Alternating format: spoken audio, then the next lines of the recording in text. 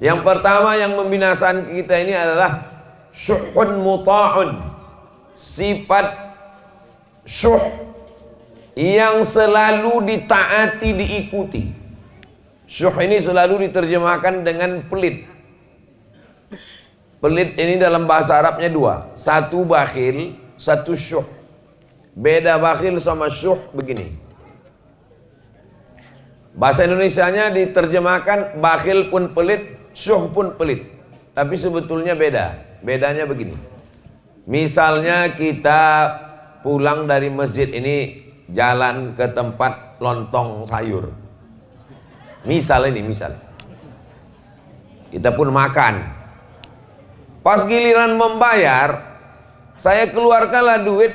Berapa harga lontong sayur di Air Joman? 10.000. Sebetulnya 10, tapi kan udah lama kenal 6.000 lah. Nah, kan? Saya keluarkanlah duit 6.000. Saya bilang, Bu, berapa Bu? Kata ibu itu semuanya 60 Pak, karena kalian 10 orang. Saya keluarkan 6.000. Saya bayar yang punya saya aja. Tak mau duit saya itu meleleh ke orang lain. Itu namanya bakhil. Apa namanya? Bakhil. Kalau duit itu hanya untuk dia saja, itu namanya orang ini bakhil. Kalau syuh tadi, pas giliran membayar, dibilangnya kawannya, sakit pula perutku. Duit dia jangankan ke orang lain, ke perut dia sendiri pun tak mau dia. Duit dia disimpannya untuk beli sawit. Duitnya tak mau meleleh sama sekali. Itu namanya syuh. Jadi antara bakhil dengan syuh mana yang lebih parah? Syuh. Makanya dalam Quran dikatakan, wa may yuqa syuhha nafsihi, siapa yang selamat dari penyakit syuh, fa ulaika humul muflihun. Ulaika humul muflihun. Itulah orang beruntung. Subuh ini insyaallah kita selamat dari penyakit syuh. Amin. Kalau mau ngetes nanti balik dari sini, pergilah ke tempat lontong sayur. Biar nampak mana yang bakhil, mana yang syuh. Biasanya orang kalau dapat meteran, dapatnya meteran, itu dipakainya untuk mengukur orang apa untuk mengukur dirinya? Mengukur orang lain. Begitulah orang kalau udah pengajian, dipakainya untuk mengukur orang lain. Habis itu nanti makan, ini kawanku ini udah bakhil nih nampaknya. Kawan ini syuh. Kalau kita tidak, kita kalau dapat ilmu itu untuk mengukur diri kita tidak bakhil, kita tidak syuh. Insya Allah kita termasuk orang-orang yang dermawan, insya Allah. Amin. Makanya ada orang dikasihnya nama anaknya, siapa nama anak kau itu? Dermawan. Kenapa? Suka mencari derma. Dermawan itu bukan itu maksudnya. Dermawan itu dia suka berbagi kepada orang lain karena sudah selamat dari penyakit syuh. Yang membinasakan yang pertama manusia ini adalah syuhun muta, sifat bakhil, pelit, kikir, medit, kedekut, apa lagi? Polit, pedangki. Yang dipeturutkan manusia ini makin tua makin pelit atau makin dermawan? Mengaku orangnya. Manusia ini kata orang, ibu kenapa tak bersedekah bu? Nantilah Pak Ustadz, anakku masih sekolah. Nanti kalau udah tamat anak ini sekolah, insya Allah begitu tamat anak sekolah makin pelit. Kenapa? Anak kuliah pula, biaya makin mahal. Semester belum dibayar. Mau uang ujian, mau uang wisuda lagi. Sidang terbuka 10 juta, sidang tertutup 15, buka tutup 25. Nantilah Pak Ustadz, kalau udah wisuda anakku ini insya Allah aku mau menyumbang. Begitu anak wisuda tak juga. Kenapa? Anak mau kerja pula, menyiapkan duit sogoknya lagi. Betul tidak? Betul. Betul semua kata orang. Begitu anak udah kerja, nanti kalau anakku ini udah kerja insya Allah aku mau menyumbang Pak Ustadz. Begitu anak udah kerja tak juga. Kenapa? Biaya nikah lagi. Tahulah berapa sewa gedung. Bukan cukup sekarang pakai layar tancap. Nantilah Ustaz kalau anak ini udah nikah insya Allah. Begitu udah anak udah nikah pelit juga. Kenapa? Mengandung pula cucu mau lahir. Takut operasi sesar. Menantu tadi asik tidur siang. Jadi kalau dipeturutkanlah bakhil ini sampai mati kita tidak akan pernah bersedekah. Ini kita ini sekarang di daerah mana ini? Erjoman. Saya tak tahu. Berangkat dari Silote, pejam mata saya tiba-tiba sampai pokok karet. Pejam sekali lagi nampak sawit. Pejam sekali lagi nampak masjid. Orang daerah Erjoman ini, daerah lingkungan masjid kita ini, orangnya sudah selamat semua dari penyakit bakhil. Amin. Dari mana Ustaz tahu? Masjidnya bagus. Ini menunjukkan orangnya mewakafkan tanah. Ke belakang saya tadi wudhu, tempat wudhunya bagus, toilet, kerannya banyak, tengok. Entah hidup atau tidak, wallahu a'lam. Hidup. Tak ada lagi tanah tempat parkirnya, keramik turun sampai ke bawah. Udah itu pula lantai teruslah sampai halaman sana, pagar pula cantik. Mudah-mudahan yang membangun masjid ini, kalau dia meninggal dunia dilapangkan Allah kuburnya. Amin. Kalau dia masih hidup diberkahi Allah rezekinya. Amin. Barakallahu lakum fima ataitum wa barakallahu lakum fima abaqaitum wa ja'alakum tahuran. Begitu cara mendoakan orang yang berwakaf bersedekah. Barakallahu lakum fima ataitum wa barakallahu lakum fima abaqaitum wa ja'alaha lakum tahuran. Kalau hafal. Kalau tak hafal gerak-gerakkan aja mulut. Mana tahu nanti ada orang minta doa kan. Bu, ibu kan orangnya pengajian, ya tolong doakan bu sedekah kami ini. Nah, gitu. Kalau ditanya apa doa ibu, so kau tanya, nanti antara aku sama Allah aja lah. Nah, macam mana cara mengobati penyakit bakhil, bin medit, bin kedekut, bin kikir, bin pedangki, bin polit tadi?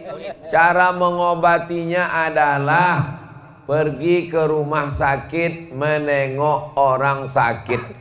Sakit jantung, darah tinggi, diabetes, kanker.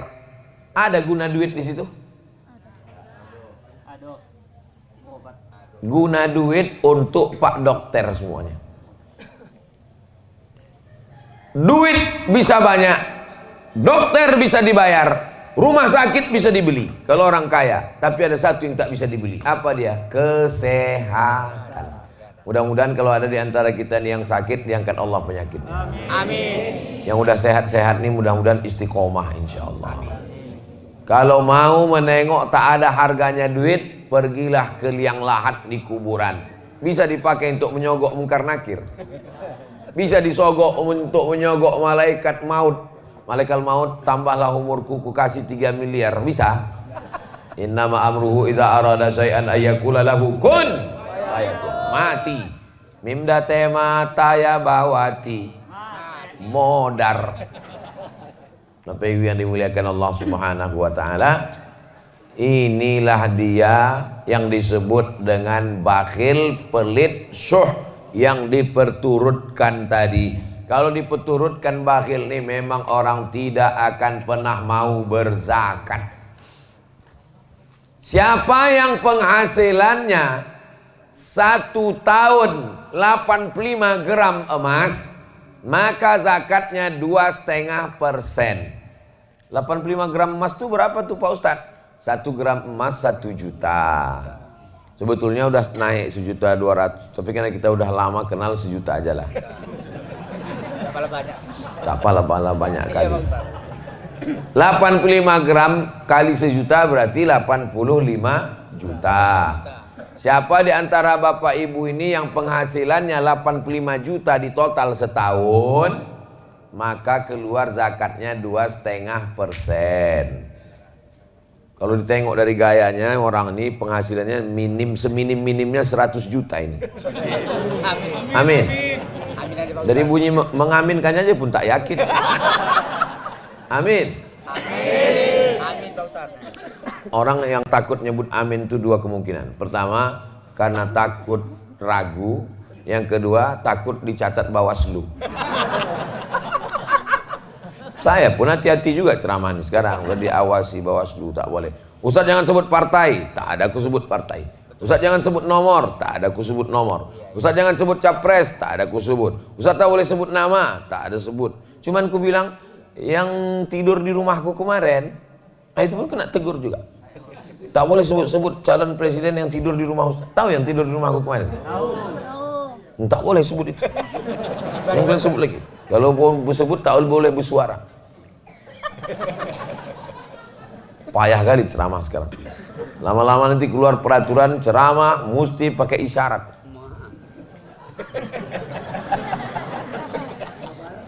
Bapak Ibu yang dimuliakan Allah Subhanahu wa taala, maka keluarkan zakat 2,5%. Kalau 100 juta zakatnya 2,5%, berapakah zakat dari 100 juta?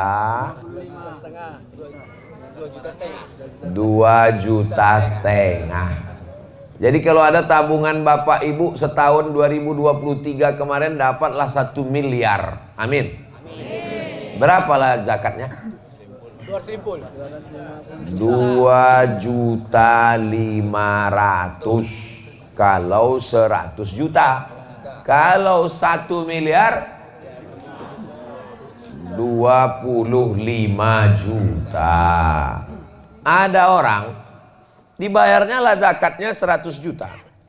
Ustadz, saya bayar zakat saya 100 juta.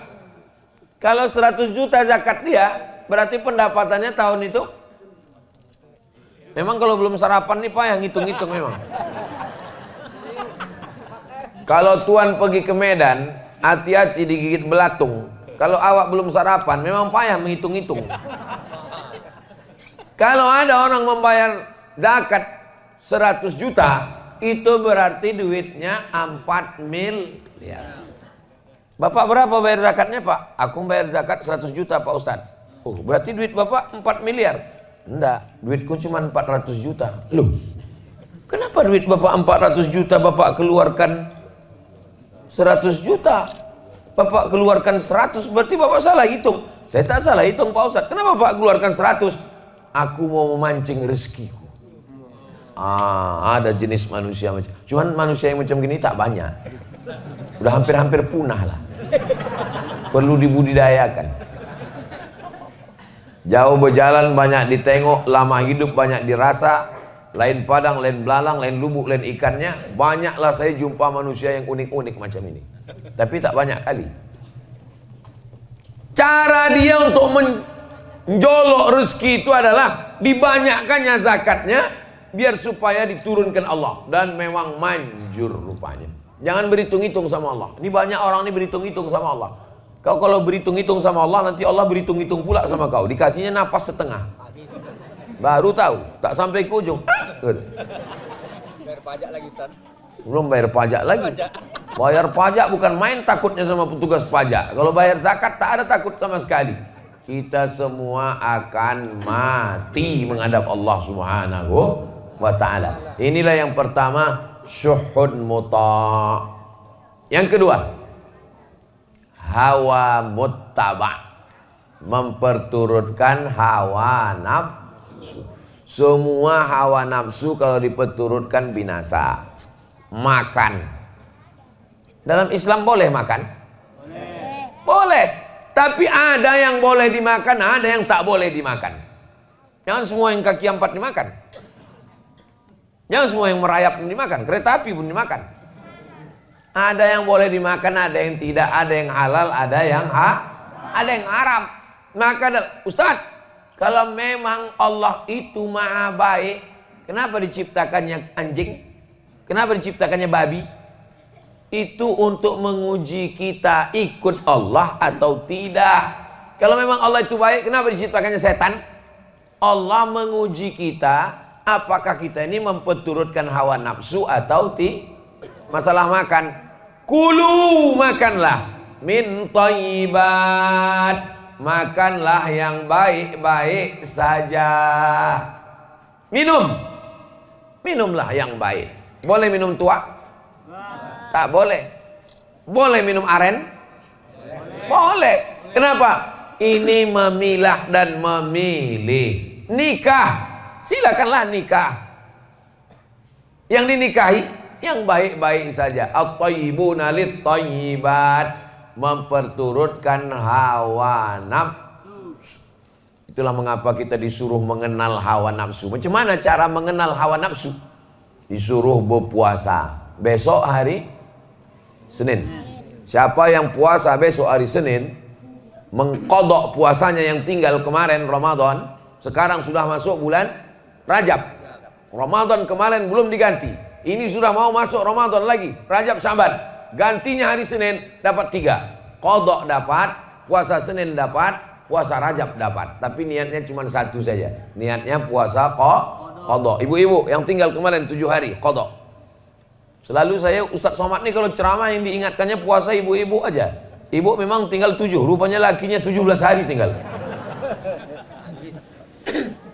Faman kana minkum maridhan, siapa yang kemarin sakit, au ala safarin musafir, fa iddatum min ayyamin ukhar, diganti di hari yang lain. Itulah yang kemarin musafir. Ustaz kemarin ada musafir? Ada. Berapa jarak musafirnya? Jarak qashar sholat 89 km.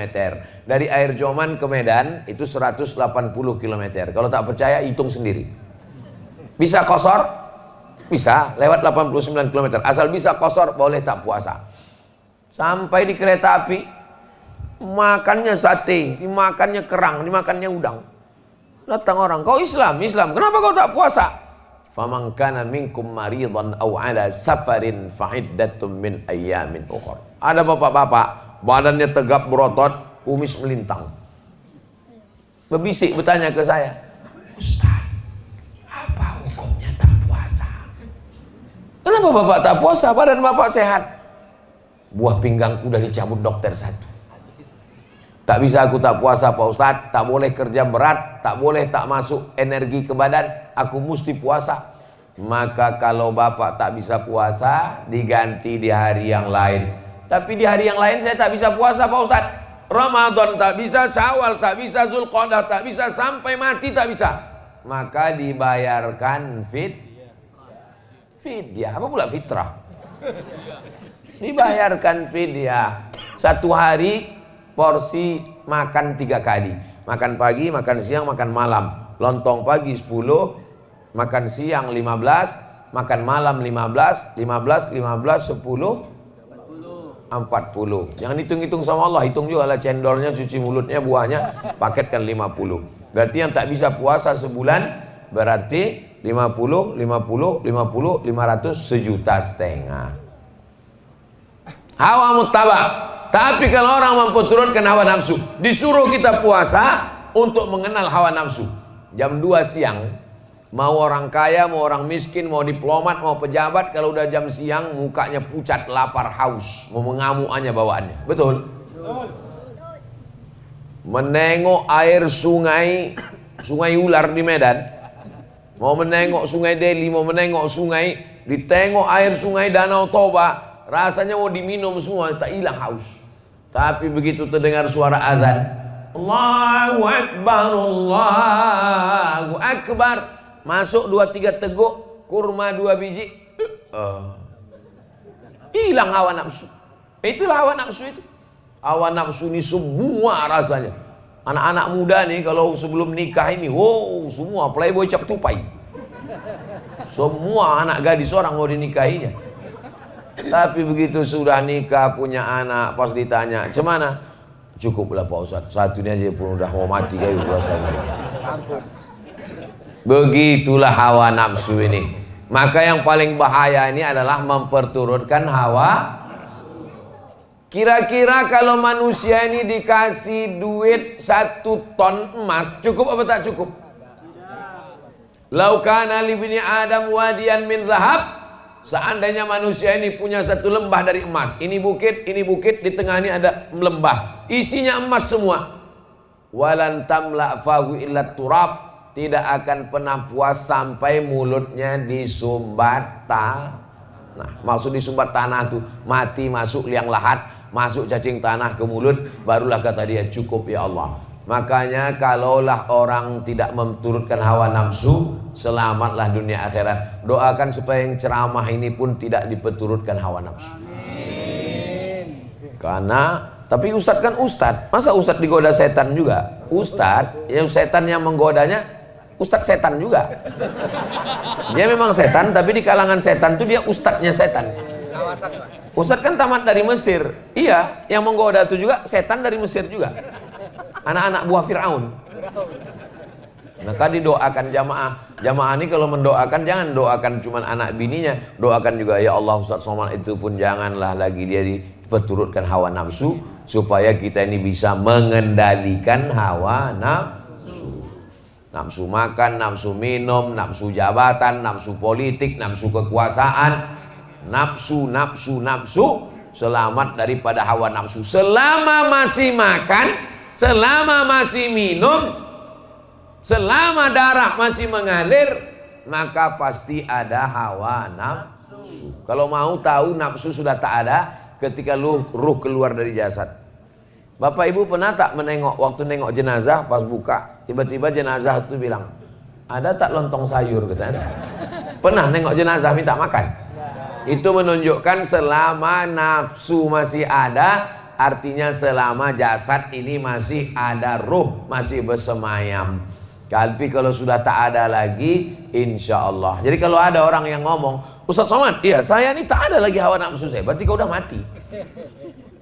Kita ini semua ada hawa nafsu, cuman bedanya ada yang memperturutkan hawa nafsu, ada yang bisa melawan hawa nafsu. Usahakan kalau pengajian subuh itu berhentinya masuk waktu maghrib. Macam mana pengajian subuh masuk waktu maghrib, Pak Ustaz? Maghrib di Air Joman jam berapa? Jam 6 lewat 6 lewat 18 18.35. Maka kalau pengajian subuh buatkan sampai jam 6.35. Begitu cara mudah ngitungnya. 6.35 pagi nih Pak. Bukan 6.35 sore. Kalau 6.35 sore nanti dua gendangnya. Kalau tak Ustadz tuh mati, jamaah tuh mati. Jadi kalau ada pengajian rutin subuh di masjid kita. Pas saya tanya ada, bingung jamaahnya, ada atau tidak? Dia mau bilang ada takut karena tak pernah hadir. Mau bilang tak ada takut ada, jadi kalau mana tahu buat acara pengajian subuh nanti Ramadan, buatkan pengajiannya itu sampai waktu sesuai maghrib. Ini kan waktu ini berubah ini. Nanti kalau kebetulan maghribnya 6.15, berhenti pas jam 6.15. Gunanya untuk apa? Supaya kita berhenti itu masuk waktu sholat sunat isyraq. Pakai qaf, isyraq. Kalau pakai kaf, isyraq sirik. Kau sholat apa tadi? Aku sholat isyraq. Sholat sirik. Isyraq artinya sholat waktu terbit matahari. Sholat terbit matahari ini keutamaannya 4. Pertama, sholat subuh berjamaah. Yang kedua, duduk iktikaf di masjid. Yang ketiga, berzikir. Yang keempat, sampai terbit matahari. Kalau dilaksanakan, kanat lahu ka ajri hajjatin wa umrah, dapat pahala seperti haji dan umrah. Udah buku kok ayam. Pertama, bakhil. Yang kedua, memperturutkan hawa nafsu. Yang terakhir, yang ketiga. Kami perhatikan Ustadz Somad dari semalam ceramahnya di Silau Laut, di Air Joman, nanti di Tanjung Balai, 3 terus. Kenapa 3? Karena Kak Nur Aini ini nomor 3. Yang ketiga, fokus ini dulu, itu nanti. Yang ketiga adalah i'jabur rajuli li nafsihi, merasa kagum dengan diri sendiri. Ini penyakit yang berbahaya nomor 3. Di antara kita ini semua yang ramai ini di masjid nih, siapalah yang paling bisa kena penyakit ujub, kagum? Saya ini yang paling bisa. Disediakan tempat di depan, diminta jadi imam, disediakan kursi. Orang nyari-nyari kursi, saya dikasih kursi. Disediakan meja, disediakan air putih. Sebentar lagi teh manis datang, kopi susu, bandrek. Sebentar lagi nasi air masih mendidih. Jadi yang paling bisa kena penyakit ujub saya inilah, ujub. Penyakit ujub itu apa? Penyakit merasa kagum dengan diri sendiri. Pak Haji, pernah Pak Haji sholat di masjid di Air Joman? Wah, masjid itu aku yang bangun, kalau bukan karena aku. Kalau bukan karena aku kemarin tak datang Ustaz Somad tuh kampung kita. Kalau bukan karena aku tak jadi tablik akbar. Kalau ada orang begitu, sikit-sikit aku bilang sama dia, Pak, di dalam Quran itu yang selalu nyebut aku ada 3. Yang pertama Fir'aun, yang kedua Qarun, yang ketiga setan, yang keempat Bapak. Sikit-sikit aku. 4 ya, Pak? 4. Apa kata Fir'aun? Ana rabbukumul a'la. Aku Tuhan kamu, kata Fir'aun. Apa kata Qarun? Innama utituhu ala ilmin indi. Itu harta yang banyak itu karena ilmuku, aku. Apa kata setan? Ana khairum minhu. Aku lebih baik daripada Adam. Sikit-sikit aku. Nah, maka selalu nyebut aku. Saya apa Ustaz? Sama sih. Saya sama aku sama aja. Bapak Ibu yang dimuliakan Allah Subhanahu wa taala. Nanti kalau ada yang bertanya, apalah judul Ustaz Somad itu ceramah tadi? Ada 3. Apa yang 3 tuh? Entah aku pun tak ingat apa. Ngantuk kali aku tadi. Ustaz tuh kadang-kadang nampak aku 3. Yang pertama adalah bakhil. Yang kedua memperturutkan hawa nafsu. Yang ketiga merasa kagum dengan diri sendiri. 3 itu jangan lupa. 3 yang ini dan 3 nanti tanggal 14 Februari. Saya ini Abdul Somad berdakwah dengan ceramah, mengajar di kampus-kampus. Tapi ada dakwah yang lebih paten lagi, berdakwah di parlemen, di kantor DPR Kabupaten Asahan. Berdakwah di situ. Kenapa? Guru mengaji. Guru mengaji, fakir miskin, anak yatim, penggali kubur. Siapa yang ngasih bantuan? Yayasan Wakaf Hajar Rohana Berbagi. Cuman sanggup mengasih 300 paket sebulan. Kami tak ada duit. Tapi kalau kita dengan kekuasaan, dibuatkan perda. Perda Kabupaten Asahan. Penggali kubur, guru mengaji, diberi santunan dari APBD. Bisa apa tak bisa? Bisa, tapi syaratnya duduk di situ.